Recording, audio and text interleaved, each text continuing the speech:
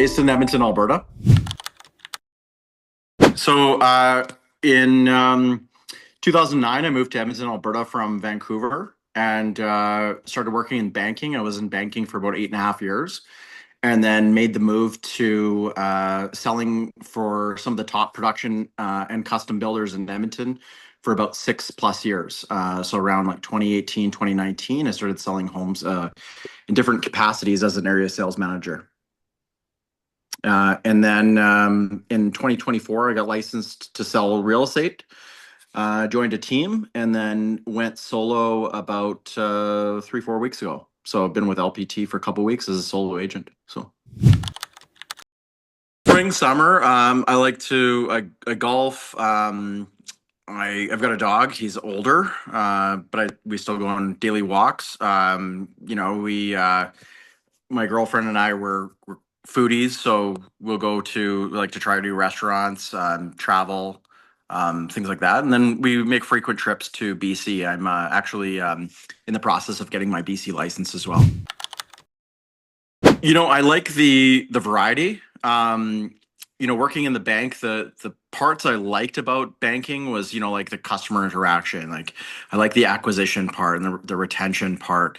And I also like the how every day was different. You're kind of solving problems. And I can do a little bit more of that as a real estate agent, as opposed to in a bank where, you're confined a little bit more to the office hours and so it's a little bit more loose, and I like that. It's funny. I actually wanted to be a realtor long ago. I had a conversation with someone at UBC back in Vancouver in like 2008.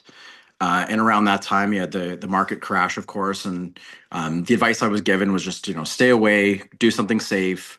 But it was always in the back burner. And I remember one of my first clients I had as a personal banker back when I was at CIBC. He was a former branch manager, and he said to me, he was a real estate agent, 20+ years in the business, and he said that his worst day as a realtor was better than his best day. Sorry, his worst day as a realtor was better than his best day as a banker. So I just thought, you know what, it's someday I've got to make that move. And, someday turned into 8.5 years, but I eventually made the move. Better late than never, hey? It's a growing business. I looked at the traditional models, the brick and mortar operations, and I just felt like, that those days are kind of passing. And I looked at, the other like the cloud-based brokerages, and I felt like, the people I saw who were really doing well in those kind of markets, they came in at the right time.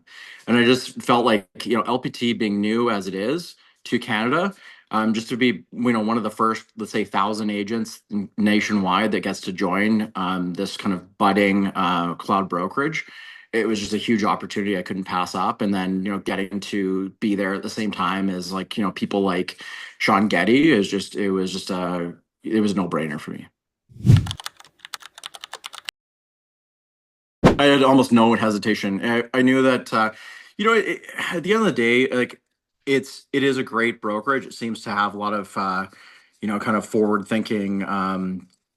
Like it's got that kind of mindset, and I think it doesn't really matter where someone attaches themselves to, in the sense that it's ultimately it's up to you and your production and kind of how you run your business. But I feel like the tools are there, the group, the people that they bring on are there, and it's just kind of a lot of like-minded individuals. And I just want to be part of something that's it's new and exciting, and everyone's got the same mindset to grow this thing. And so that was kind of it. There wasn't really much hesitation. Uh, you know, some of the tools that we have available for sure. I actually came from another cloud-based brokerage, but I just didn't feel like we always had the best systems in place. And it's just I think that you get to have the opportunity um, to be at the ground level and have a little bit more of an impact, and I think that that's just it's a nice thing to be a part of. Oh, it's huge. It's huge. My first year and a half in real estate, I dealt with like everything and anything, and there were some situations I was put in as a even in my first year that agents who've been 20 plus years in the business haven't gone through. And I just think about those times if I didn't have the support. I did have a great local broker to deal with, but it's just if you don't have those support systems in place, you're in such a difficult position, where you can there's obviously legal ramifications to that, and I just think that it's absolutely paramount for someone, especially if you're newer to the business, to have that support network. Yeah, being part of a team, it's being able to kind of collaborate with one another, and being in support. When you see someone that's got a listing, and you can maybe drive some traffic to their listing, or you can kind of bounce ideas off of one another. And in a day-to-day business where, unlike with let's say a 9 to 5, where you're in an office and you've got the kind of the confines of the office, and you've got people that are going to keep you in line and everything else, and a schedule to adhere to. It can get very easy and very lonely in this world that you're by yourself, and you can kind of just let time slip away. So when you have a kind of a collaborative team of sorts, that it helps. You kind of check in with each other, hold each other accountable a little bit more, and so those things are just absolute drivers for business. I kind of work with everybody, but I really want to carve a niche for education, and I think that's kind of what I do for the most part. I like to educate buyers and sellers on the markets, on getting ahead in real estate. There's so many things that people don't consider. I mean, even when you look at greenfield opportunities with builders, there's so much stuff that happens behind the scenes that people aren't privy to. And then when you're working with someone who's got, let's say, something that's a little bit more city based, to city limits. Sometimes people aren't given the best advice when they're selling their property, or where they're looking to purchase. And I want to help people think about those things a little bit differently from what the industry norms are.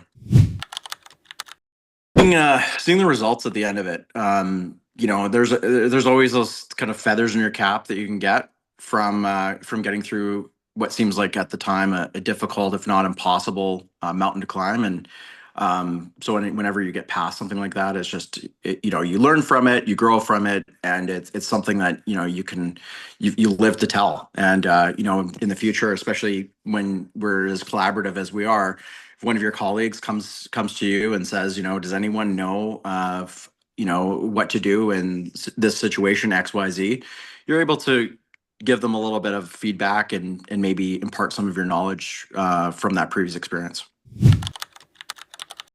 Administration. Uh, it's not my strong suit, and I'm trying to get better at that. It's just trying to be a little bit more organized in my business life. Uh, you know, a little bit of everybody. I mean, I've learned from, it's kind of cliche to say, but you learn from, the experts in the field, and you also learn from people in different capacities. I mean, everything from, like, brand new to industry, they've got a different perspective. You can always, I think people get too in their own way in that sense. They think they know everything. And I've encountered that. I mean, when I worked for some of the builders, I reached out to, I was working with agents on some deals that, proclaimed that they were 30 plus years in the business. And I had to explain to them what an, unconditional offer was. Um, so I just think that people need to take learning as they can, and from all different walks of life. You can learn even out of industry. I mean, I follow chefs who run restaurants, and some of the things that they talk about with customer service, and it all applies. So I think you can always look at different avenues to get a new perspective. Go for it. If someone wants to become an agent, I'd say absolutely do it. There is unfortunately a low barrier for entry in this industry, but I think that it kind of sorts itself out over time. The other thing is, whenever I see someone who's new to industry and they talk about, their initial struggles, I think sometimes, or actually too often, people aren't given the appropriate support system. So whether they didn't join the right team or they went solo and they should have joined a team, I really do believe in teams to start. And then, I feel like the other thing is people don't go in with both feet. So they're kind of hesitant and that can actually hold you back. I remember when I was a new area sales manager working for a builder in Edmonton, I was still working part-time at kind of odd jobs. And it wasn't until I dedicated 100% to that I was actually successful because you're out. I was delivering, doing deliveries for a wine store, and you're getting a phone call or something like that, and I had to decline the call, and that could be a potential customer. So it just you've got to be all in, and that's just there's just no way to kind of half-ass it. Yeah, so for any buyers or sellers, please reach out. cbhomes.ca is my website. You can find me CB Homes Yeg on Instagram. I'd love to work with anyone, even if you're another agent, you want to collaborate. I'd love to reach out. Just kind of open door policy.